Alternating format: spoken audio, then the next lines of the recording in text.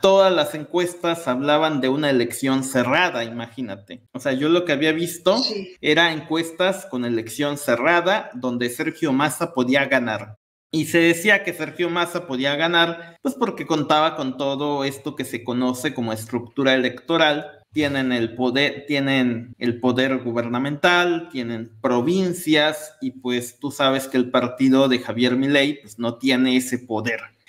Pero pues al final pues ha impuesto un voto, no ha sido un voto por la ultraderecha, porque la gente de común, o sea, la gente de a pie en general cuando va a las urnas no vota por ideología. Eso yo creo que, bueno, y Argentina es un país ideologizado, porque allá sí hay un voto de derecha, un voto de izquierda, sin duda, más que en México. Pero en general en América Latina y en gran parte del mundo la gente simplemente va a la urna y vota a favor o en contra del gobierno. Cuando quieren un cambio, pues votan por el candidato opositor. Y si tú revisas las elecciones que han ocurrido en América Latina, lo que hemos visto de forma constante es que el partido que está en el poder pierde. Entonces, por ejemplo, en Colombia, el partido en el poder pierde y la gente vota por la oposición y de preferencia por el candidato antisistema, ya sea de derecha o de izquierda.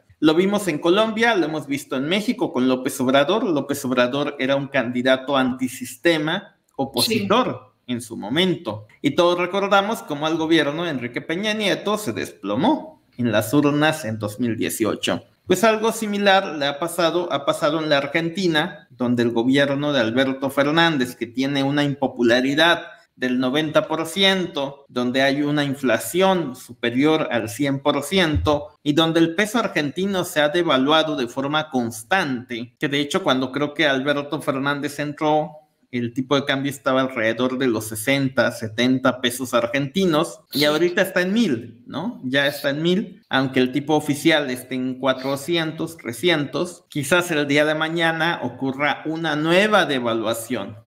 En ese ámbito económico con una inflación elevada, era muy complicado que el gobierno, que el secretario, que el encargado de economía, que era Sergio Massa, él era el encargado de la política económica, en un país con alta inflación y con una devaluación enorme, era muy complicado que él pudiera ganar la elección. ¿Por qué? Porque iba a tener un voto en contra muy fuerte, porque hay que decirlo, hay un malestar con el gobierno argentino y ese malestar se iba a traducir en un voto antisistema muy fuerte, que es lo que le ha permitido el día de hoy a Javier Milei ganar las elecciones. Ese yo creo que es el primer punto, hay que entenderlo. No es que la gente de Argentina crea en todas las ideas de Milei, sino más bien que lo han votado para castigar a Alberto Fernández, a Sergio Massa y a toda la estructura político-electoral que domina a la Argentina. Ha sido un voto de castigo lo que ha ocurrido en la Argentina, y eso pues evidentemente nos debe de llevar a reflexionar, que yo siempre lo he dicho,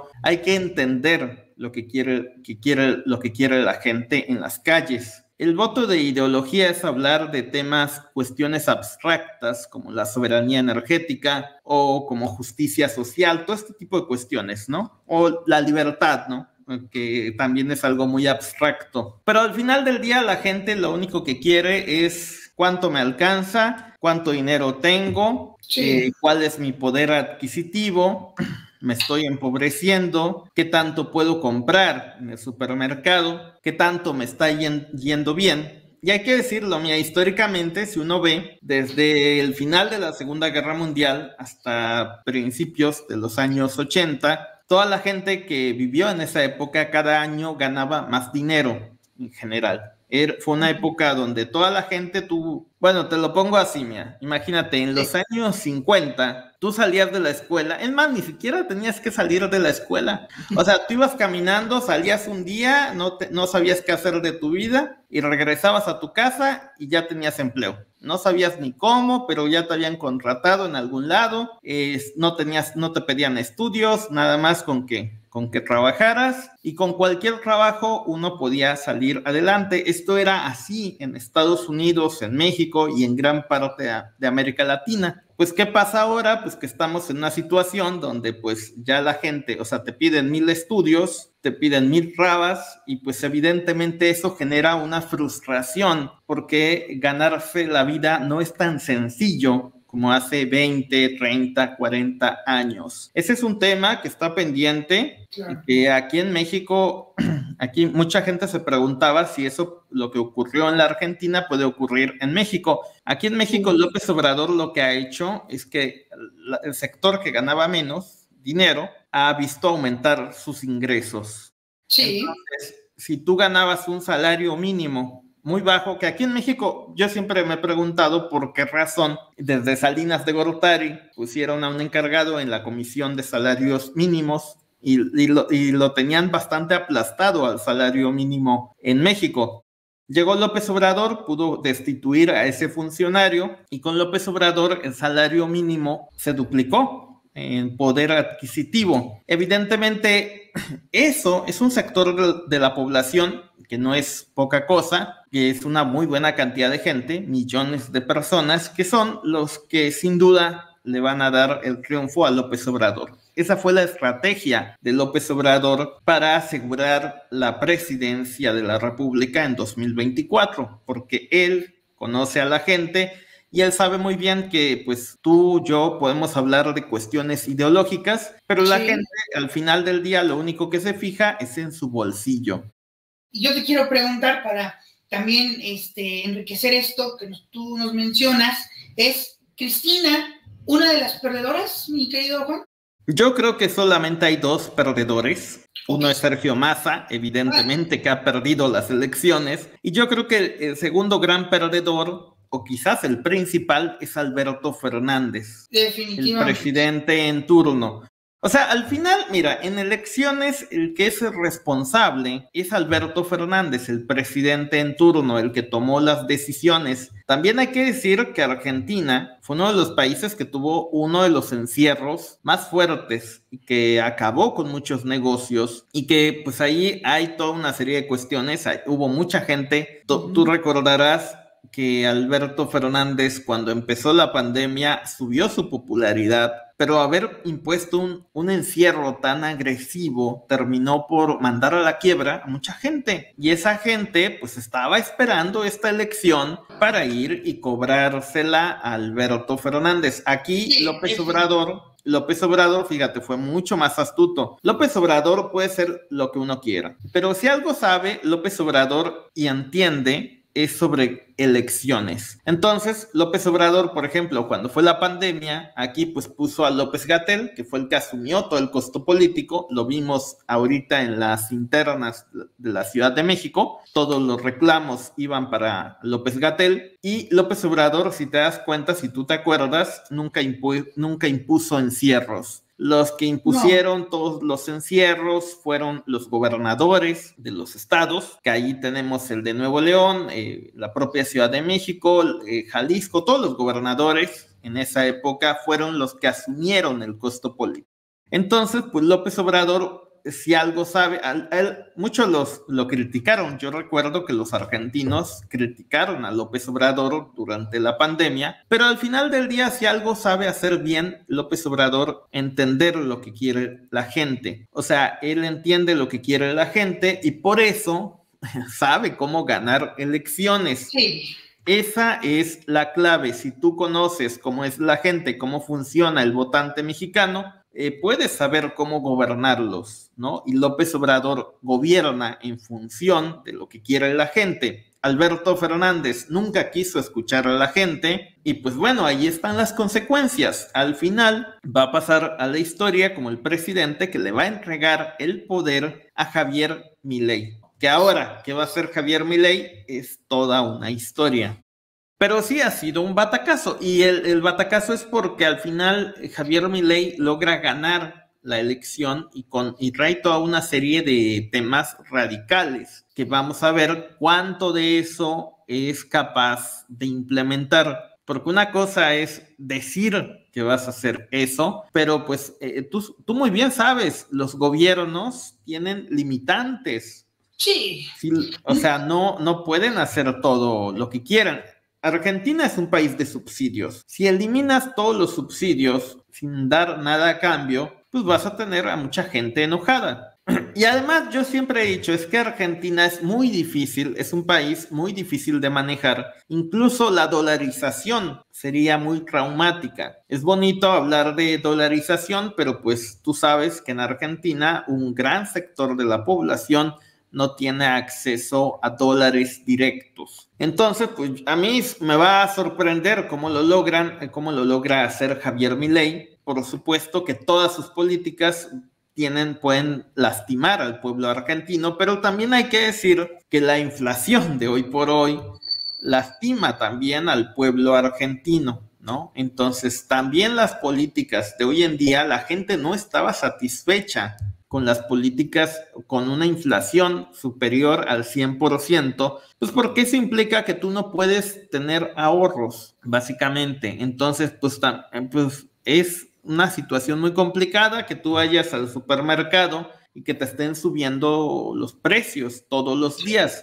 Pero pues vamos a ver qué tanto hace Javier Milei, qué tanto recortes puede implementar, qué tanta eliminación de subsidios puede implementar, qué tanto puede impulsar la dolarización. Me va a sorprender si quiere acabar con el Banco Central, a ver si lo dejan. El chiste es que se va a topar con toda una fuerza. O sea, si tú quieres hacer cambios de ese tipo, vas a chocar con alguien, forzosamente. López Obrador, fíjate que cuando él llegó al poder, en su discurso de cuando ganó, yo recuerdo bastante bien, dijo, no va a haber reformas de gran calado durante mis primeros 3 años. Sí, lo dijo. Y López Obrador, todas las reformas que ha sacado, las ha sacado negociando con el PAN y con el PRI. No, o sea, cuando él tenía la mayoría, en los primeros 3 años, que tuvo la mayoría absoluta en Cámara de Diputados y Senadores, no impuso nada. No sé si te acuerdas. O sea, y él pudo haberlo hecho, él pudo haber impuesto reforma eléctrica, la vamos a sacar y implementamos el cambio, aunque nadie quiera de la oposición, y no lo hizo. Y no lo hizo porque él sabía muy bien, entre más cambios implementes, pues vas a ver una reacción fuerte. México se ha mantenido en estabilidad prácticamente porque López Obrador entendió que a pesar de que a pesar de que él ganó con una gran mayoría, también hay un sector de oposición que está latente, está ahí oculto, y pues mientras no lo toques, no se mueve, ¿no? Entonces López Obrador ha sabido gobernar en ese sentido. Ahora, López Obrador es político profesional. Javier Milei no lo es.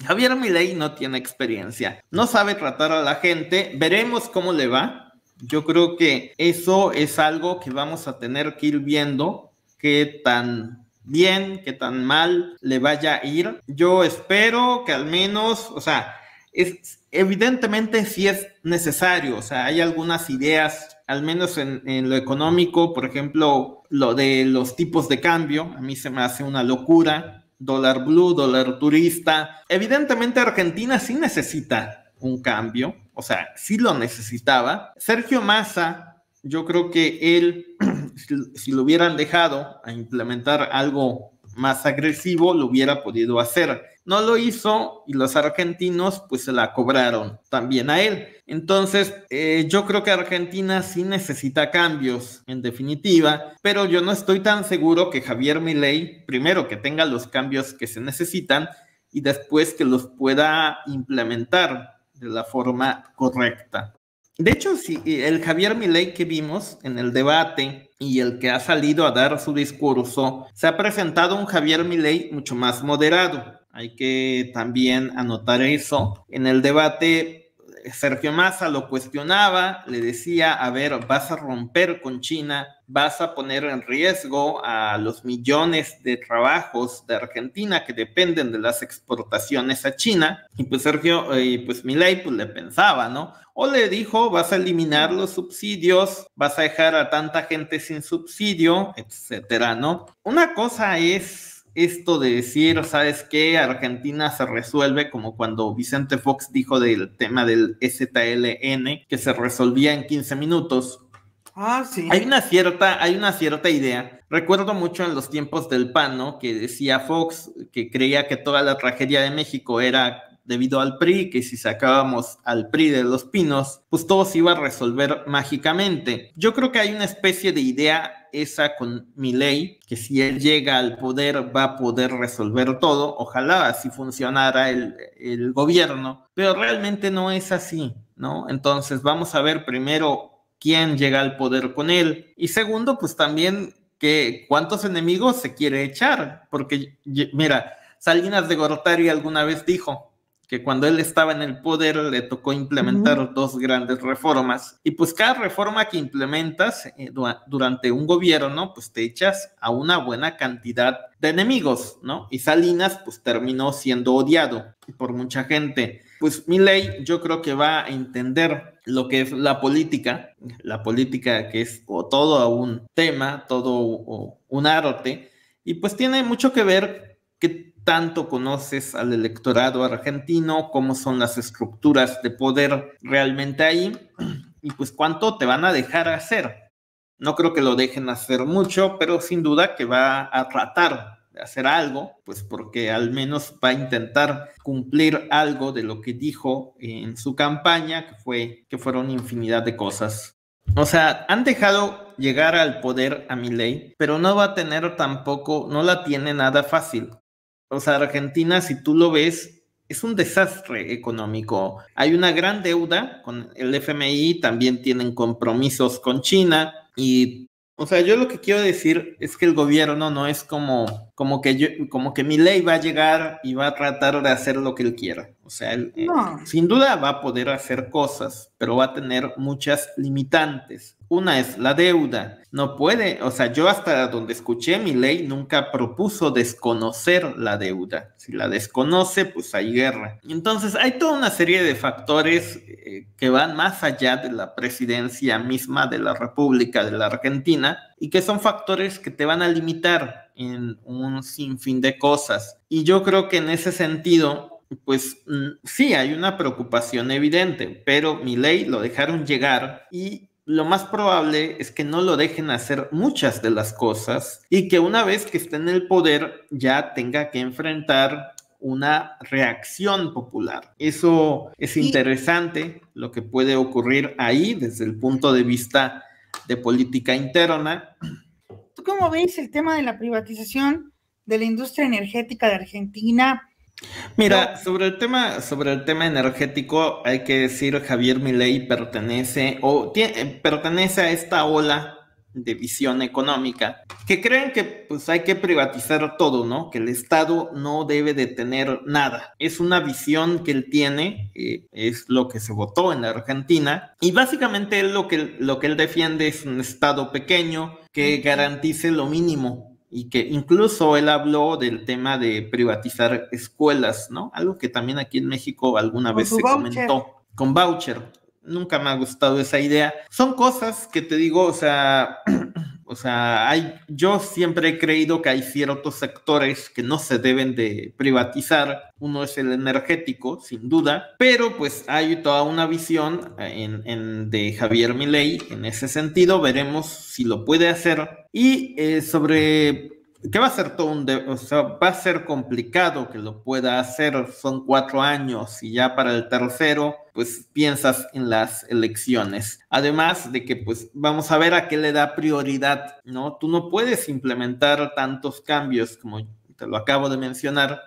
Entonces es como cuando se habló aquí en México, ¿no? Vicente Fox, cuando llegó y él tenía la idea de privatizar Pemex y tuvo todo su sexenio y nunca pudo. Y luego llegó Felipe Calderón, lo intentó, nunca pudo. Enrique Peña Nieto fue el que ya implementó la reforma energética, pero pues Pemex sigue estando ahí. Implementaron, yo creo que más bien una reforma eléctrica para acabar con la CFE en México con Peña Nieto. Pero en Argentina, pues vamos a ver si lo puede hacer, si pone a ciertas compañías. Igual hay que ver qué tanto, o sea, una cosa es el sector energético, también hay que ver qué subsidios va a eliminar, pero sin duda son cosas que se espera que haga. ¿Por qué? Porque estaba en su propuesta, ¿no? No está engañando a nadie. Y también hay que decir que Argentina, un 56% lo avaló por una u otra razón, pero los argentinos no le dieron el Congreso. Eso significa, no le dieron, o sea, Argentina votó diferido. En la presidencial votó por Milei y en el Congreso votó por la oposición, por el gobierno y otros partidos. Eso significa que Argentina sí quería un cambio, pero pues quiere un cambio contenido, moderado. Ya cuando uno entiende esto de cómo está votando el electorado, pues primero no ha llegado una dictadura de Milei, o sea, no se va a quedar 4 o 8, no sabemos, pero no se va a quedar eternamente en el poder. No. Y pues la gente está votando por oposición. En Argentina votan en una elección por la izquierda, después por la derecha, y después vuelven a votar por la izquierda, después por la derecha. Desde que salió Cristina, si te das cuenta, ha sido la forma en que se ha ido votando. Entonces, en esta, el gobierno, era Alberto Fernández, tenía lógica que perdieran esta elección, pero pues una vez que ya veamos, es que se tiene que ver qué hace Javier Milei. Primero, si va a implementar la dolarización, de dónde va a sacar los dólares, y segundo, cómo le va a ir a los argentinos. O sea, porque hablar de dolarización es muy fácil, muy bonito, pero a ver, tú como ciudadano argentino te debes de preguntar de dónde va a salir, de dónde vas a ganar los dólares. Sí. Si vives, no sé, en una provincia y no te dedicas al sector turístico, si no exportas nada, porque para conseguir dólares necesitas forzosamente exportar algo. Y en Argentina, pues tú sabes muy bien que hay toda una serie de latifundistas, de gente que tiene un buen control de la producción, de la soja y de todas estas materias primas. Y pues esa gente, ese sector que es el acomodado, pues ellos sí tienen forma de obtener dólares, pero pues el ciudadano de a pie, ¿de dónde los va a obtener? Si nada más implementas la dolarización, lo que te va a hacer es que vas a empobrecer al 90% de la sociedad argentina, y pues esa gente pues va a ir a votar. Yo siempre dije, lo que nunca me gustó de Javier Milei era la dolarización. Yo creo que si le implementan a Argentina una dolarización forzada, la va a pasar muy mal la gente por allá. Esa es mi opinión. La dolarización solo funciona, fíjate, en países pequeños. Te digo, por ejemplo, Panamá, que es un país pequeño, tiene el dólar y tiene una entrada constante de dólares por el canal de Panamá. Entonces son poquitos panameños, relativamente hablando, y los dólares llegan, el gobierno cobra tarifas a los barcos y con eso pues se puede financiar y puede más o menos mantenerse estable. Ecuador pues vende el petróleo y del petróleo se financia el gobierno, que tú sabes muy bien que Ecuador, fíjate lo que pasó con Ecuador. Una vez que ya no hubo este boom petrolero que le tocó a Rafael Correa, pues vinieron toda esta serie de gobiernos y lo que pasó es que Ecuador se convirtió en un narcoestado. ¿Por qué? Pues porque el que tiene los dólares ahora es el crimen organizado. Argentina es un país muy grande, va a ser difícil dolarizarlo porque pues tampoco, hay que decirlo, Argentina no es una potencia petrolera. El gobierno de Argentina no se financia con la exportación de petróleo, como el de Ecuador. Tampoco tienen un canal de Panamá. Entonces, ¿de dónde se va a financiar el gobierno? Ese va a ser, ¿y el gobierno quién va a ser? Javier Milei. Entonces, Javier Milei, pues ahí va, o sea, una cosa es que tú tengas las ideas que quieras, otra cosa es que esas ideas funcionen en Argentina. Ahora, no defiendo al gobierno actual, pues te digo, ha sido toda una tragedia económica, sin duda los argentinos quieren un cambio, puede ser un cambio al abismo, porque la dolarización, después quitarla va a ser muy complicado, pero pues hoy en día Argentina, el gobierno de Argentina se financia por medio de la emisión masiva de dinero, y si quitas eso, pues a ver de dónde te vas a financiar. ¿Quién? Milei. Pues fíjate que en América Latina, pues evidentemente Milei va a chocar brutal. De entrada con Colombia y de entrada con México. Colombia y México van a chocar con Argentina una vez que Javier Milei asuma el poder el próximo 10 de diciembre, en unos cuantos días. Y sin duda que va a haber un choque. Brasil va a tener que ser un poquito más inteligente porque Brasil sí tiene una relación comercial fuerte con Argentina. Entonces, pues Lula pues, va a ser un poco más pragmático, más moderado. Pero pues al final yo creo que lo más importante va a ser qué tan bien, qué tan mal se lleve Javier Milei con el gobierno chino. Porque yo creo que una vez que ya asuma el poder se va a dar cuenta de que las reservas de Argentina no son dólares, son yuanes, y esos yuanes son emitidos por el Banco Popular de China. Además que China es el principal socio comercial de Argentina. Romper no va a ser fácil. Así, ¿te acuerdas de hecho con Bolsonaro? Sí. Bolsonaro, cuando llegó al poder, él quería romper con Pekín también. ¿Y con los BRICS? Y con los BRICS, ¿qué pasó? Pues se dio cuenta que no pudo, que hay fuerzas que te atan. La presidencia de la República no eres un rey para hacer tu voluntad. Entonces, muy posiblemente Javier Milei se va a topar con la Realpolitik al final del día, una vez que asuma el poder. Yo dudo mucho que se vaya a enfrentar con el gobierno chino y también dudo mucho que se vaya a someter al gobierno de Estados Unidos, porque Estados Unidos, al menos por el momento, está Biden. Quizás cuando llegue Trump puedan tener una relación un poquito más privilegiada, porque Trump sí le va a agradar a Milei y viceversa, ¿no? Entonces, pues sí va a ser todo un escenario, es una sacudida. O sea, el triunfo de Milei es una sacudida para toda América Latina, tiene implicaciones fuertes. Veremos, yo quiero ver si Milei rechaza el ingreso de Argentina a los BRICS. Eso se va a saber tan pronto asuma el poder. Entonces, por ahí está el tema, en tema de consecuencias globales. Ahora, puede pasar lo de Milei en México. Yo creo que